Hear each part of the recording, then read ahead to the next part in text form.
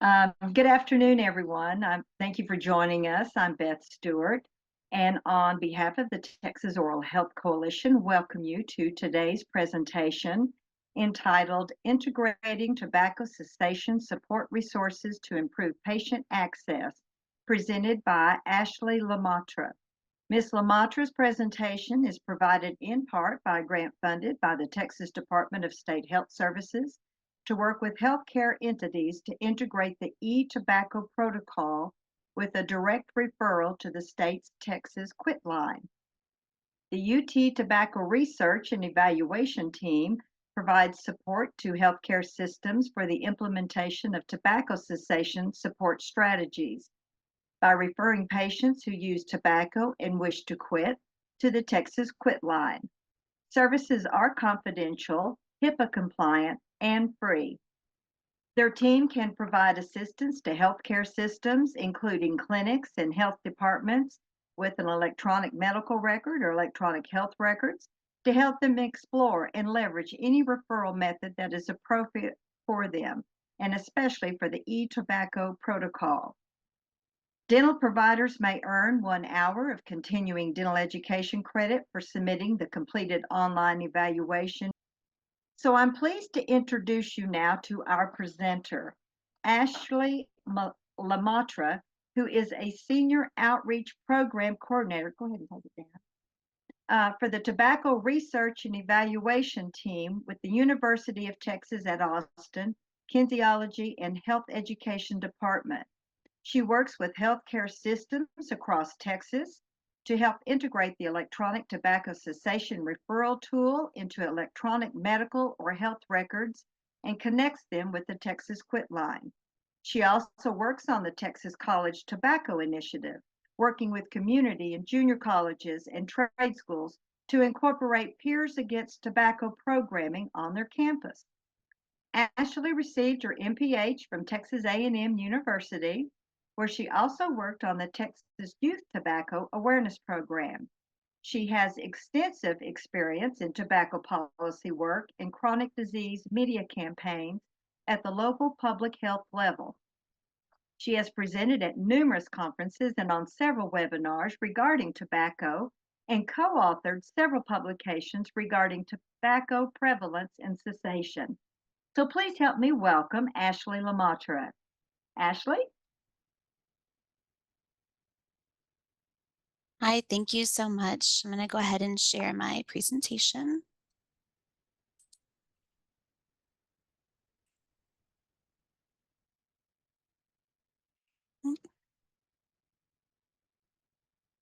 Thank you again.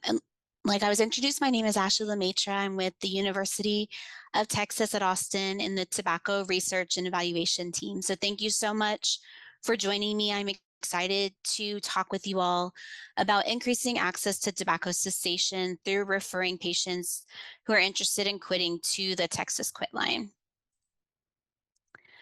And today's learning objectives are that attendees will be able to describe the Ask, Advise, Refer workflow, to identify benefits of integrating the eTobacco protocol into an electronic medical record, and be able to summarize the process of utilizing the Quitline app. To get us to our learning outcomes, I'll be working through several tobacco-related definitions and data, and I'll also go into the why. Why is this so important to be talking about and addressing? And then I'll be discussing the resources and benefits of the Texas Quitline. From there, we'll also discuss the Ask, Advise, Refer workflow in depth before moving on to discuss the eTobacco protocol, as well as the Texas Quitline app, before finishing up by mentioning the free technical assistance resources that my team can provide if you're interested in exploring these topics further. So I just want to start by mentioning that during my presentation, when I refer to tobacco products, I'm referring to all forms of tobacco products. So that includes cigarettes, hookah, electronic cigarettes, cigars and cigarillos, chew and spit tobacco, snus, and other dissolvable products. And although research on electronic cigarettes is still evolving, it's really important for health professionals to look at this issue comprehensively. Electronic cigarettes can go by various names. You may have heard them called vapes or e-cigarettes or ENDS, which stands for electronic nicotine delivery systems. And they operate by heating a liquid solution, which you might hear referred to as vape juice, to produce an aerosol that the user inhales. E-cigarette nicotine levels can vary greatly, and studies have shown that labeling is not a reliable indicator. And some even have a greater amount of nicotine than combustible cigarettes. Nicotine salts come from taking a free base nicotine and adding an acid, and the combination then lowers the pH. This allows for a much higher levels and efficient delivery of nicotine than earlier generations of e-cigarettes. And they're also smoother in flavor this way, making it easier to vape. Synthetic nicotine products contain nicotine developed artificially in a lab rather than derived from tobacco leaves. And they're often marketed as tobacco-free, which I think is a little bit misleading because it does still contain nicotine. And so it's still dangerous. There was until recently a loophole allowing synthetic nicotine to be sold and marketed differently than other tobacco, which included allowing flavors. And in 2022, the loophole was closed and FDA began regulating them. And to date, there are no approved applications of synthetic nicotine products that are to be sold legally in the US. These products can also create what's called dual use, particularly by individuals already using other tobacco products. They may try vaping to cut down, for example, but instead they continue using both products. Additionally, young people who vape are 4 times as likely to begin smoking combustible cigarettes compared to those who have never used e-cigarettes.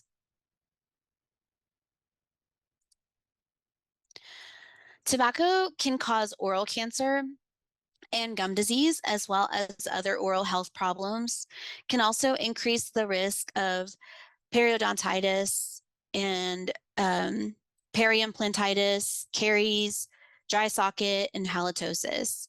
Smokeless tobacco specifically increases users' risk of oral cancer, and it can cause oral leukoplakia, which can lead to cancer.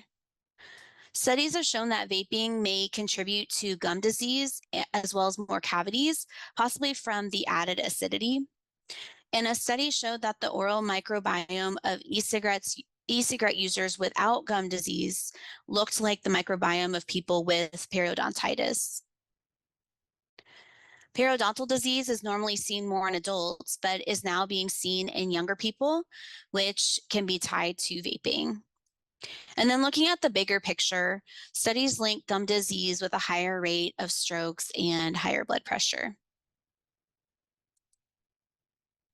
Here are data from the Behavioral Risk Factor Surveillance System. And looking at adult tobacco use in Texas, we can see that the smoking prevalence decreased from 2017 to 2021. And if we look at the Texas vaping prevalence among adults, you can see from 2017 to 2021, there has been a slight increase. These data are from the National Youth Tobacco Survey. And according to the data from the 2023 survey, there are about 2.8 million youth who are currently using any form of tobacco. This is actually an overall drop from last year. Among high school students, we saw a decrease in any tobacco use between 2022 and 2023. And this can be attributed to a drop in e-cigarette use among high school students. Unfortunately, we did see an increase in any tobacco use between 2022 and 2023 among middle school students. 10% of students reported that they currently use any tobacco product, and for the 10th year in a row, e-cigarettes were the most popular product. On a positive note, cigarette and cigar use remain at an all-time low. Looking at e-cigarette product use among youth, there are more than 2.1 million youth who are currently using e-cigarettes. And among youth reporting current e-cigarette use, more than 1 in 4 are reporting using e-cigarettes daily. The most popular brand that is reported is by far the Elf Bar, and almost 9 out of 10 are using flavored e-cigarettes. Now, the following data are from the Texas Youth Tobacco Survey. And when we look at the past 30-day use of any tobacco product use among Texas youth, you can see that both high school and middle school student use rates have dropped over the years. And that's also true for the past 30-day use for e-cigarettes. This is important because, in addition to other health concerns, youth who use multiple tobacco products are at a higher risk for developing nicotine dependence, and they might be more likely to continue using tobacco into adulthood, which potentially can cause lifelong impacts. Untreated tooth decay is higher in people who smoke cigarettes. Among adults aged 20 to 64 years old, over 40% who currently smoke cigarettes had untreated tooth decay. The percentage of adults aged 20 to 64 with untreated tooth decay between 1999 and to 2004 and 2011 to 2016 increased from 39 to 44% among current smokers. And it also increased from 20% to 25% among former smokers. And then among those who have never smoked, it remained at 20%.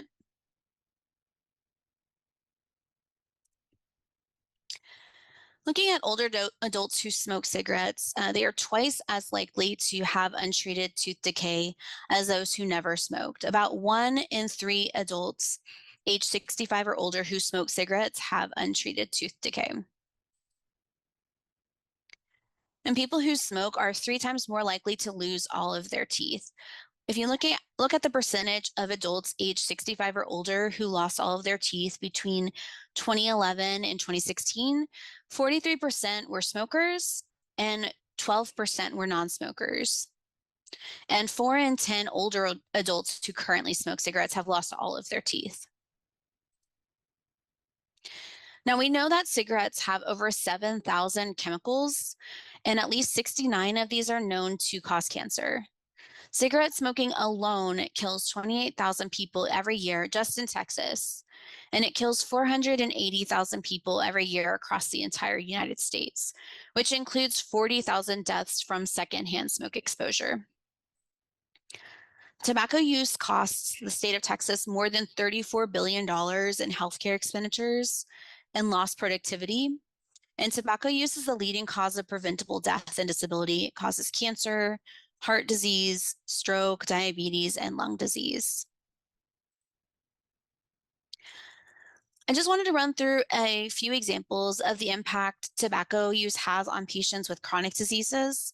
Of course, cessation is important for everyone, but it's extremely critical with patients managing chronic diseases because it can exacerbate the severity of their chronic disease. Not only can smoking increase the likelihood of developing diabetes, but it can also increase the risk of diabetes-related health issues.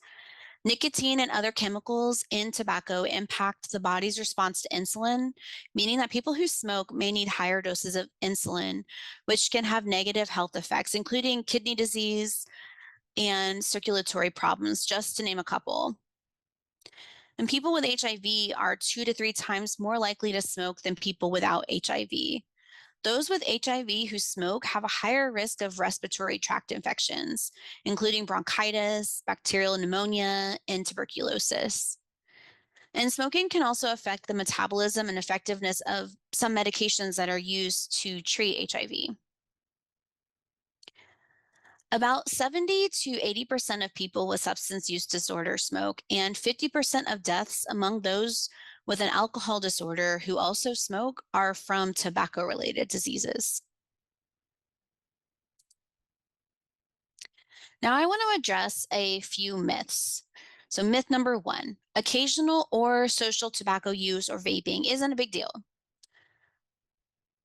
This is busted. Even occasional use of tobacco or vaping products can increase the risk of becoming a lifelong tobacco user. There are still similar health risks, and cutting back, unfortunately, just isn't enough. It's important to have a plan to quit entirely. Myth number 2, vaping isn't as addictive as combustible cigarettes. This is also busted. So like combustible cigarettes, nicotine can also be found in e-cigarettes. And because e-cigarettes come with such varying nicotine levels, some users may actually be getting more nicotine than if they were using combustible cigarettes. And studies have actually shown that the aerosol that's produced by vaping contains lead and volatile organic compounds, some which are even linked to cancer. And also, cigarette smoking is more quantifiable, whereas when someone vapes, especially with varying nicotine levels, it's harder to be able to quantify the use.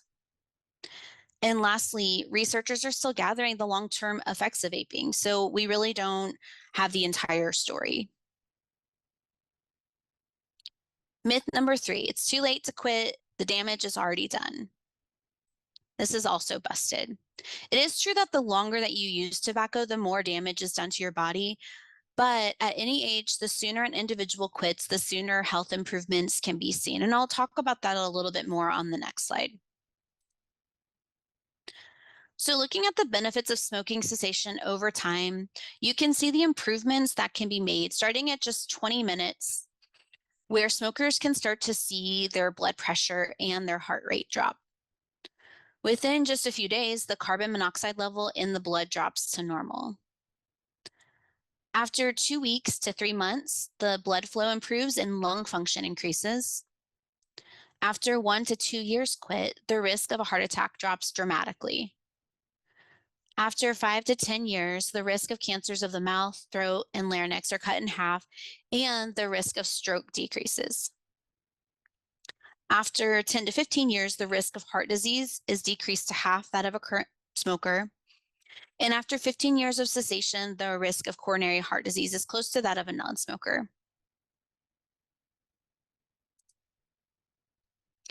Here I'll go over some highlights from the Clinical Practice Guideline Treating Tobacco Use and Dependence 2008 update. I also have a link at the end of the presentation in case you'd like to read further into this. Of course, we know that tobacco dependence is a chronic disease, so it's really important to remember that oftentimes tobacco cessation may require repeated intervention and quit attempts. So that's why it's so important to ask patients about their tobacco use at every visit. Another important component is documenting every patient's tobacco use status to help them receive the best care and treatment. These highlights also note that individual group and telephone counseling are effective means of cessation. And while counseling and medication are effective when used by themselves for treating tobacco dependence, when they're combined, they are more effective and give patients the best chance of quitting and being able to stay quit. And finally, telephone quitline counseling is effective with diverse populations and has a broad reach, which is really important, particularly considering the diverse individuals that you care for in your work. According to the 2020 Surgeon General's report, among current adult smokers, nearly 70% of them want to quit, and over 50% of adults who smoke will try to quit every year. And 3 in 5 adults who ever smoked cigarettes have quit already. When healthcare providers are actively intervening to connect patients with cessation resources, patients are 66% more likely to be successful in quitting. And brief cessation interventions are not only clinically effective, but they're also really cost effective. We also know that some form of behavioral counseling, when combined with the cessation medication, can double a patient's chances of quitting and staying quit compared with self-help or no treatment at all.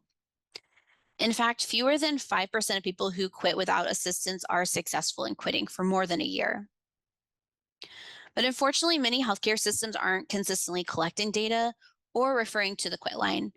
And more than 40% of smokers in healthcare settings are not receiving tobacco cessation counseling. So now I want to touch on a few additional myths, and these focus more on mental health. So myth number one, smokers and e-cigarette users with mental health conditions don't want to stop smoking or vaping.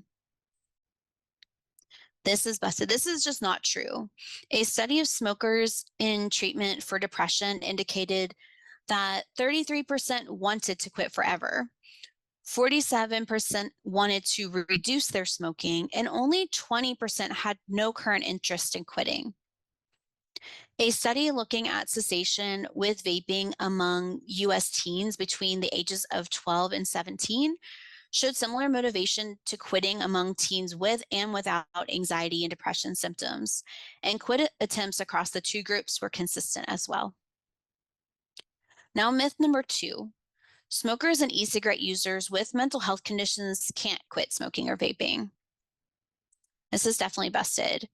Research shows that smoking is sometimes used as an attempt to self-medicate or to cope with symptoms of depression, anxiety, boredom, loneliness, and other feelings that may be common in people who have a mental health disorder. A 2021 study among young adults quitting vaping showed no significant differences in quit outcomes among young adults with a range of mental health presentations and those reporting no mental health issues. Other life challenges may make it harder for those with mental health conditions to quit, but with support and treatment, they can definitely be successful in quitting. Myth number three, quitting smoking or vaping can make mental health condition symptoms worse. This is also busted. Among people who are experiencing depression, anxiety, or stress, quitting smoking can actually make them feel better. Now, people trying to quit might feel irritable and restless, and they may have trouble sleeping or concentrating or feeling anxious, depressed, or hungry. But this is usually caused by nicotine withdrawal, and these feelings usually subside within a few days. But it's definitely important for these individuals to keep their mental health professional in the loop. So now I'm going to talk more about the resources that are available through the Texas Quitline. And as I mentioned, quitlines are recommended as an effective strategy for cessation. Now, all states have their own quitline, and the resources may vary from state to state. So my discussion will focus on the Texas Quitline specifically. The Texas Quitline services are free, and they are available through the Texas Department of State Health Services funding. They are offered in both English and Spanish, as well as additional languages through simultaneous interpretation. So they're very accessible.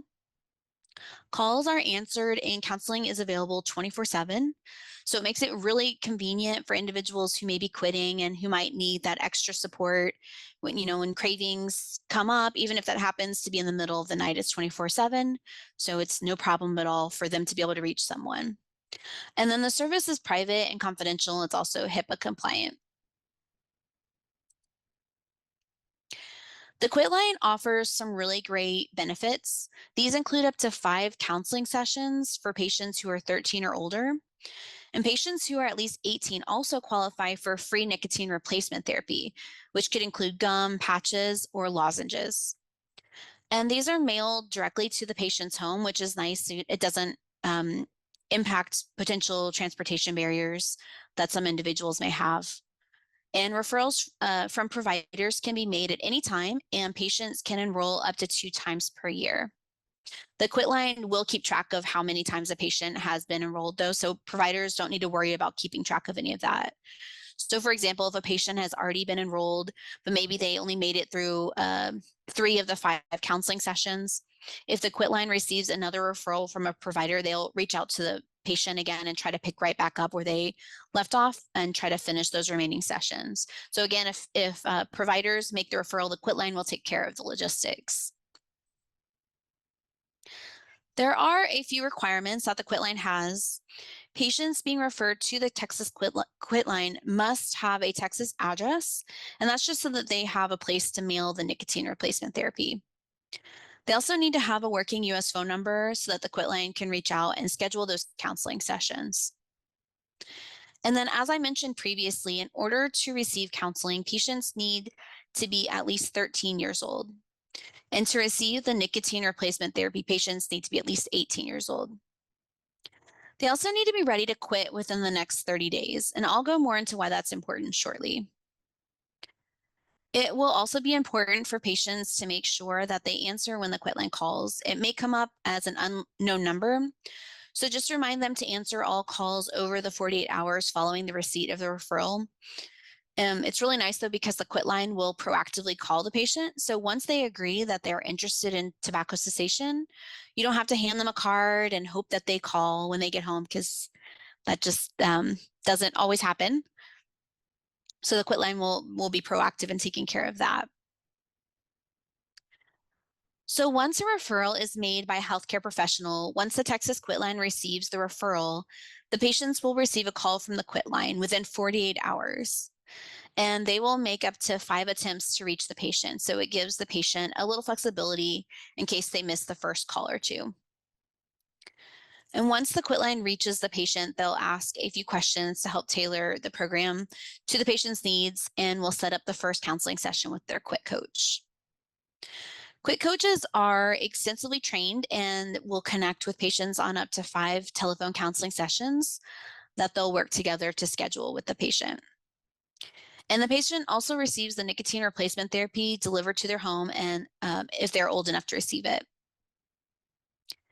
On the provider side, the Quitline will keep the provider updated on what they call events that occur with the patient. And so these include whether the patient enrolled in the program once they were reached, once they complete their first counseling session, whether nicotine replacement therapy was ordered, and if the referral was closed without the patient enrolling. And these notes might come back as a progress note into the patient's record if you're using direct trust messaging, which is one of the transition methods through your electronic medical record or through a secure fax. So studies have shown that the top reasons for not assessing for tobacco use are a lack of training, which I'm hoping to kind of help with today, as well as a lack of time. I know the limited time you have with each patient is really limited. However, the process of Ask, Advise, Refer really only takes 3 to 5 minutes to do. And I'll discuss this in more detail shortly.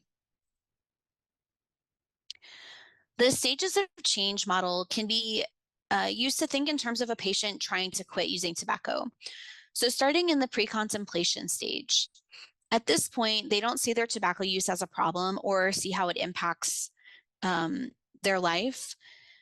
Later, they may move into the contemplation stage, and this is when they're open to receiving information and recognize the negative influence that tobacco is having on them. And this is the best stage for a patient to be in, to really be open to considering help, such as a Quitline referral.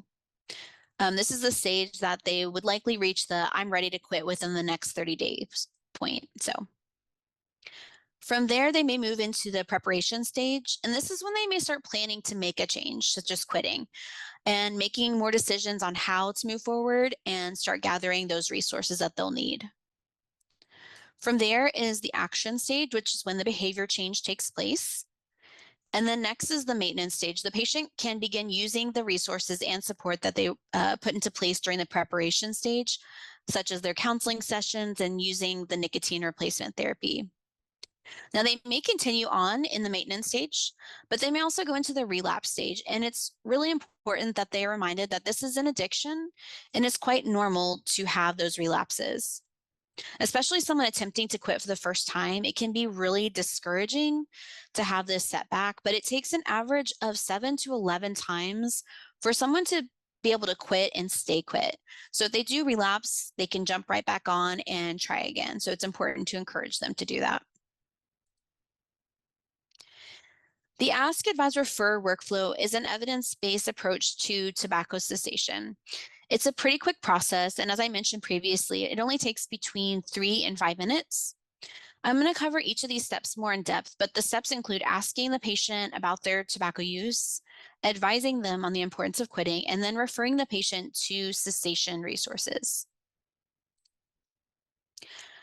As tobacco dependence is a chronic disease, patients need multiple opportunities to quit, which makes it really critical to consistently assess tobacco use and make cessation opportunities available in the clinical setting. All patients at least 13 years or older should be screened for tobacco use, and this information should then be documented in the electronic health record. It's also important to make sure that you're asking about all forms of tobacco, including vaping products. And also note that the ask doesn't have to be done by the doctor. This role can be taken on very broadly by any member of the care team. It could be a dental hygienist, it could be a community health worker, really anyone who interacts with the patient. And if a patient is identified as a tobacco user, this is what triggers the clinical tobacco treatment workflow, and then you'd move on to the advice step next. During the advice step, this is the opportunity to talk with the patient about quitting. During the step, you assess their readiness and their motivation to quit, and you assess any perceived barrier that they may have and inform patients that there are resources to help them quit if they're interested, including the Quitline and any other local resources that may be available to them. And when appropriate, dose for the FDA tobacco cessation medications. When coming up with appropriate advice, be sure that your message is clear, strong, and personalized to the patient. Clear messages might sound like occasional smoking is still dangerous and harmful for your health, or there is no safe level of tobacco use. Examples of strong messages are, as your healthcare provider, I need you to know that quitting tobacco or vaping is the most important thing you can do to protect your health now and in the future. We're here to help you. Or something like, it's important for you to quit using tobacco or vaping now, and I'm here to support you. Personalized messages help connect with patients' current symptoms and health concerns, social and economic costs, and or the impact of tobacco use on their family and children. For example, saying something like, continuing to use tobacco or vape makes your asthma worse, and quitting may dramatically improve your health, or quitting smoking may reduce the number of ear infections your child has. It's really important to understand and be able to prepare patients for potential barriers, and nicotine withdrawal can really deter people, especially if they're not prepared for it. There may be cravings, so be sure that patients have a quit plan. They should plan ahead as to how they'll manage these cravings when they come up. They can use distractions, and it's going to be important for them to stay busy and think of why they're quitting. They should also know their triggers and try to avoid them, at least temporarily, until it passes. They may have irritability, and this will diminish if they stick with it. It usually peaks about 1 week after they've quit. It may last between 2 and 4 weeks. They may have difficulty sleeping, so they should make sure that they stick with a sleep routine. Be sure to keep screens out of the bedroom. This includes TV and their phone. And they should also limit caffeine, alcohol, and big meals before bedtime. They may experience difficulty concentrating. This will diminish also if they stick with it. They may experience restlessness, so encouraging them to add in some physical activity, even if that's just a simple walk or some yard work or chores, and then limiting caffeine can also help with that. They may have sadness, anxiousness, or depression. And nicotine and mood are connected. And so nicotine affects the brain, and using tobacco is actually what's relieving the nicotine withdrawal symptoms, such as anxiety, but it's only temporary. Cessation counseling can be really, really helpful in getting through these feelings. And it's also really important for individuals to seek guidance from their mental health provider. They also may feel more hungry than usual, so encouraging them to keep healthy snacks close by, especially crunchy snacks, can really help to manage that. During their first step, this is when you will refer them to the Quitline, and if they're ready to quit within the next 30 days, be sure to give them any written materials to give them the extra support. We have some great resources on our website, and I'll share those at the end that if you need some additional materials. And as I mentioned earlier, healthcare systems can receive patient progress notes back to know if the patients if to know if they received the counseling and nicotine replacement therapy. And here are some recommended questions to consider asking. These might already be in your current workflow, but if not, your team may want to discuss these as options. It's important to cover all forms of tobacco and clarify that you also want to know about vaping and electronic cigarette use, since some may not think about this when they're asked about their tobacco use. So I would strongly encourage your team pay really close attention to the language being used. The term smoking won't be applicable to people using smokeless tobacco or vaping, for example, just like people who vape may not consider themselves tobacco users. And once you ask about tobacco and vaping ever use, if they respond yes, you can then prompt them to see if they're current users. And this is defined as someone who has used tobacco in the last 30 days. From there, it might be helpful to find out what types of products they've been using. And then after that, you would advise them to quit. And then next, you would ask if they're interested and ready to quit in the next 30 days. If they say yes, then you would ask them if it's okay for the Texas Quitline to reach out to them, when the best contact time is for the Quitline to reach out, and if the Quitline has permission to send them text messages. There are 3 ways to refer a patient to the Quitline. All 3 of these methods allow the patient to receive all of the resources available from the Texas Quitline. Referrals can be made through a paper-based fax referral, the eTobacco protocol, which is done through your electronic medical record or electronic health record, or through the Texas Quitline app. And I'll be focusing on talking about the eTobacco protocol and the app referral, since the fax is pretty straightforward. The eTobacco protocol referral is a seamless link between assessing for tobacco use, identifying patients who are ready to quit, and providing access to quit resources through the electronic medical or electronic health record. And our team can provide free technical support if this is something that you're interested in exploring further. And we can also provide training and continue to assist through implementation and ongoing support. Some of the benefits of referral using the eTobacco protocol include that it is an efficient counseling and referral option, and the Quitline will proactively connect with patients that are interested in quitting. There's also the bidirectional feedback to the electronic health record, which is really helpful to have to better stay in the loop with the patient's care. And it's also HIPAA compliant, which is vital. Our team is able to provide free technical assistance if there are any issues that arise. It has a system-wide public health impact. It also can help meet tobacco cessation quality control measures. And looking at the bigger picture, it helps eradicate the #1 cause of preventable death. And of course, it helps protect adults and children. So here's a diagram for those that might be more visual. It starts with the referrer. Once they send the referral to the Quitline, through the EMR, the Quitline will receive the referral. And then within 48 hours of receipt, they will then start to reach out to the patient and begin sending the progress notes back to the referring provider. Another option of referral is through the Texas Quitline app, which is free to download both on Android and Apple platforms.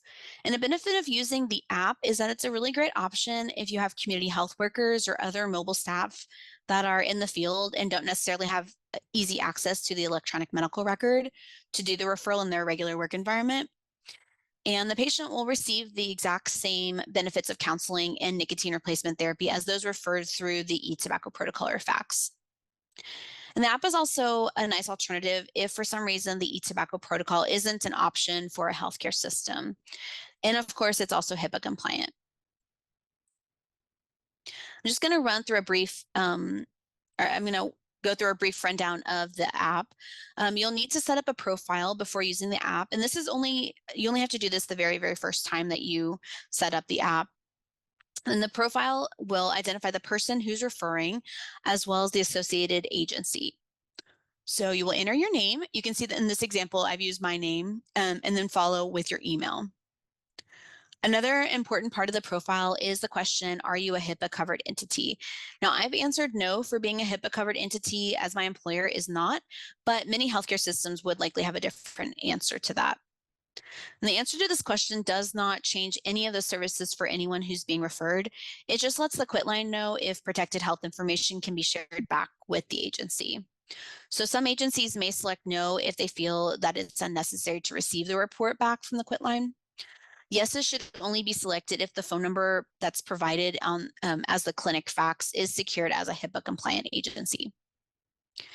So next you'll enter your clinic or your facility name, and it's really important for individuals within the same agency to use the same naming convention.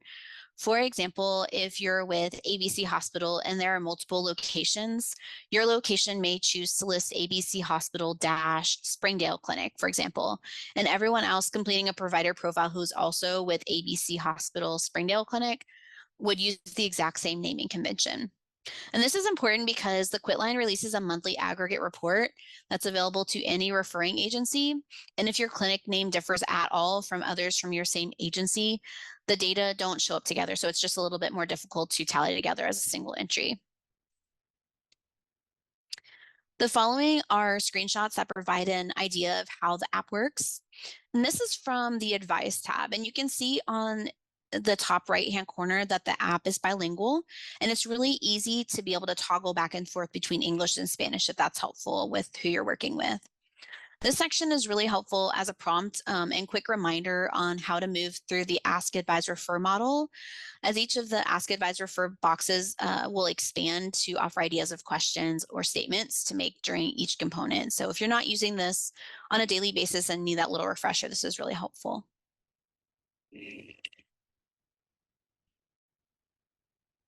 Once a profile has been set up, a referral can then be sent by entering the person's name, their date of birth, and their phone number. And you'll see, you'll then check the boxes for the tobacco products that they're using and check whether the person is ready to quit in the next 30 days. And if the Quitline does not have permission to contact the patient, and if nicotine replacement therapy is authorized for the referred person over 18. So you're then able to select the language that the patient refers to speak in and the best time to call. And that just helps the Quitline better serve the patient. And you can see the refer information is at the end of the referral. In this example, it's my information. If you need to make edits to your profile, you can also do so by clicking the Update Profile button here. Once you're ready, you can submit the referral by clicking Refer this patient at the bottom of the screen, and the Quitline will call the patient within 48 hours of the receipt of this referral. If there happens to be no internet connection when you make the referral, it will be encrypted and it's then stored on the app until it's open somewhere with internet, at which point it will then send, but you will not be able to see the referral details once you hit that referral button. The referral information is not stored on your device. The record of the referral is kept in the Past Referrals tab. So when you open the Past Referrals tab, you'll see the dates you sent a referral. And when you click on the date, the screen to the right opens and you'll see the dates and time that you made the referral. And note that the only information about the person that referred is their date of birth. And the profile of the referring provider is also retained, which in this example is my information. When you click the resources on the bottom menu of the app, the main content area pops open. And in addition to the referral option, the Texas Quitline app offers a full menu of other resources. So when you click on each item, the heading opens up to even more information. So in getting started, it allows you to watch a demo on how to use the app. The About the App section gives more information about the app and how it can be used. Tobacco Basics breaks open a larger menu to give more information about tobacco, including a focus on youth, electronic cigarettes, tobacco marketing, and more. Tobacco and Health also expands, and we'll take a closer look at that one in just a minute. COVID-19 and tobacco goes into further details about the impact of smoking on COVID-19. Workplace and Tobacco talks more about tobacco and its impact on the workplace.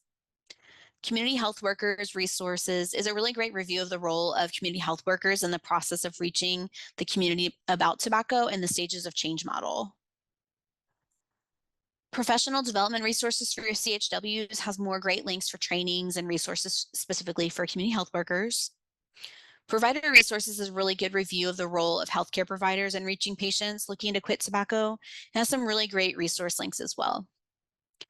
And then Information and Allies expands to show organizations and agencies that can provide additional information and resources to help create and support people and communities that are needing help with quitting tobacco.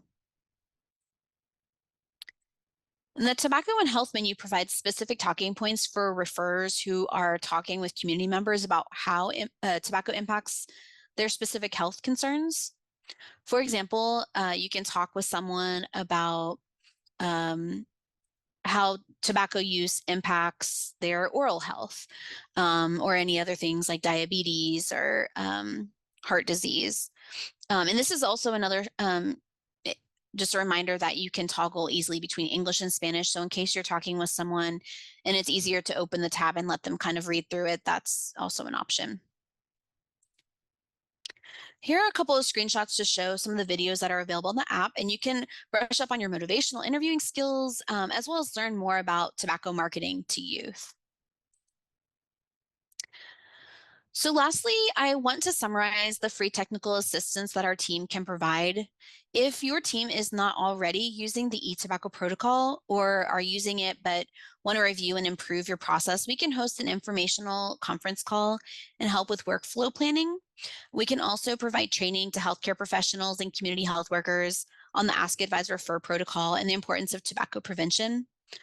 We also offer continued maintenance support after the integration of the eTobacco protocol. Our technical support helps to assist in the implementation of the electronic tobacco referral through the electronic medical record. And depending on funding, we have several $4,000 mini grants that are available during the testing phase for those that are implementing the eTobacco protocol into their system.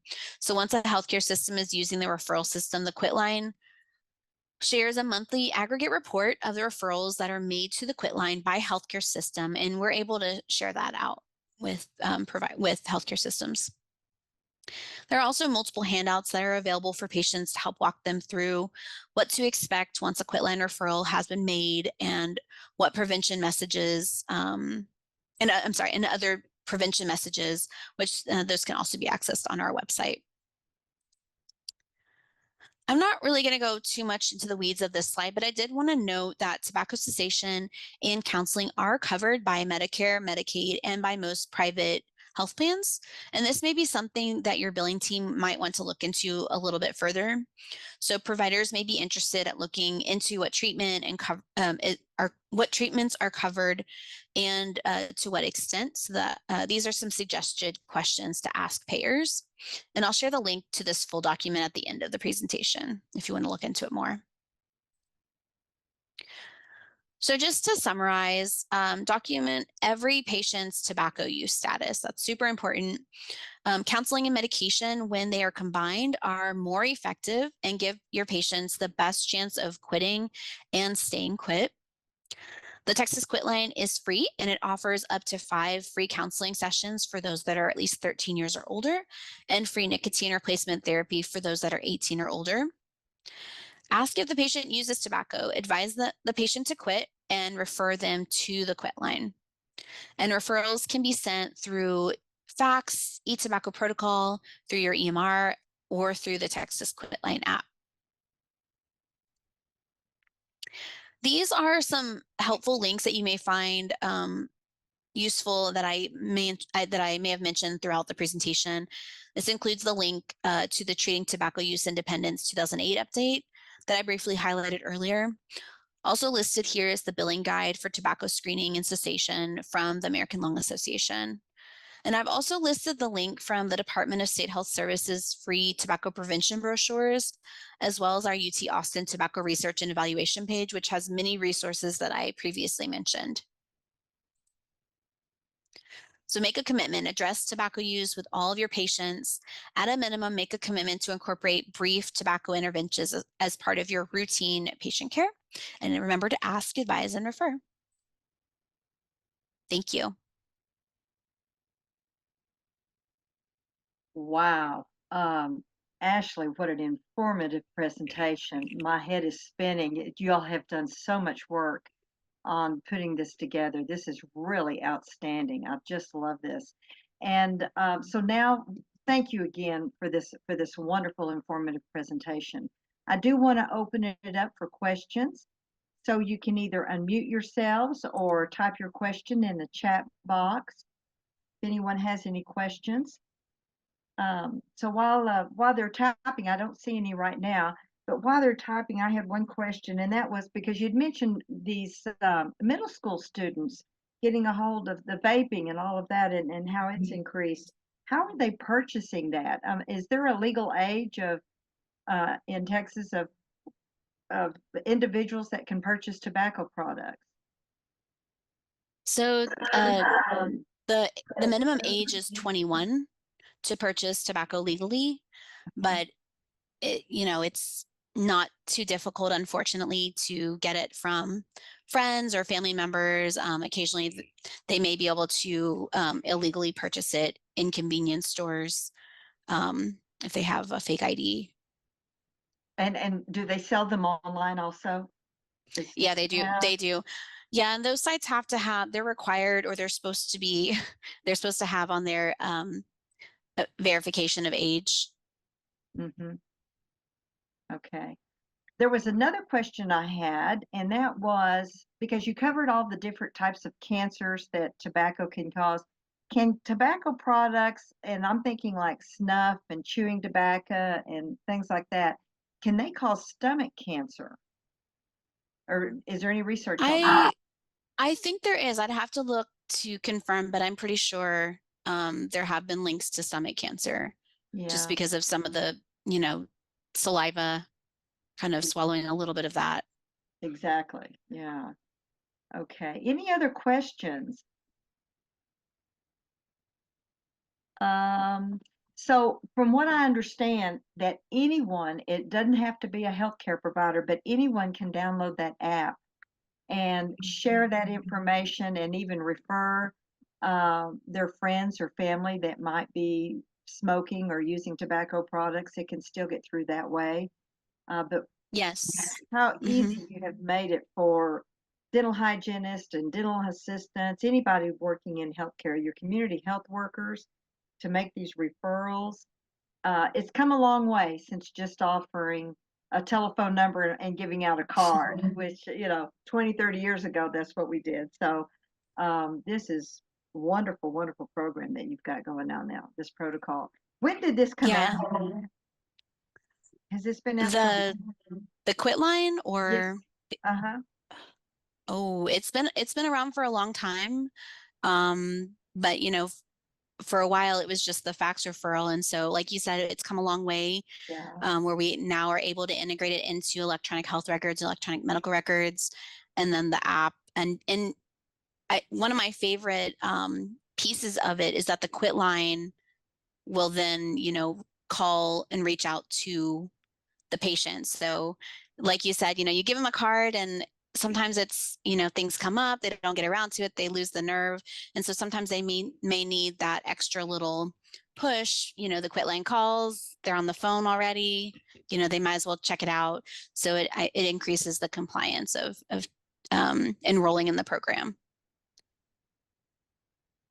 And I see another question about using the app. Let's see. If anyone can use the app and refer, what do they put down as their agency and HIPAA?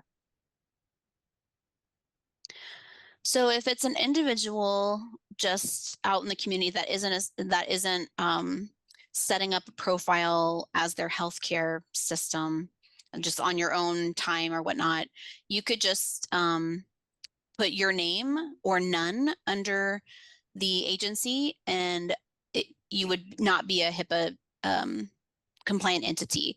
If you're a dental hygienist and you're wanting to do this as part of your practice, and the fax number is going to be the fax number of your dental practice, then that's when you would use your the name of your agency, your dental practice, in that agency line. And depending, I can't speak for your situation, but if you're able to receive, if the fax line is secure, then you could say yes if you want to be able to receive those more specific details back on your referrals.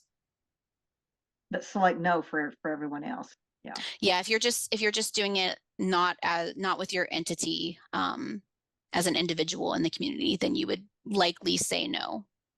But what a great way to collect data for if you're a community health center or a dental clinic or something like that, just to see how many patients are um, getting help and things like that. That's wonderful data that they could be collecting.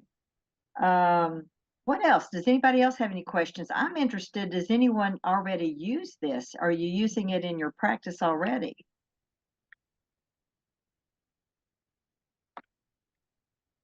We'd love to hear from you if you are. I just did a training this week at Austin Community College Department of Dental Hygiene. We use brief interventions, ask, assess, stage of change, advise, and refer. And I'm really interested in this because could use support to get faculty and students more committed. Yeah, I'm Yeah. happy. All of our technical assistance is free, so feel free to reach out to me afterward if you'd like, and I'm happy to talk with you more about how we can help support. At your email, correct, Ashley? Yes. Yeah, and I Thank can put you. that in the chat. I was at the end of the presentation, but I closed it, so I can. Yes. Yeah, and I Thank can put you. that in the chat. I was at the end of the presentation, but I closed it, so I can put it in the chat. Thank you. Any other questions? We have about 1 more minute. And again, we want to thank you all. Thank you so much, Ashley, for your presentation today. This was really informative and such a great e-protocol. All of this was just wonderful information that we can all use. And so I hope that people will reach out to you and get some appointments with you to find out more and implement that into their practice. So thank you again for joining us on this Friday, and have a wonderful weekend.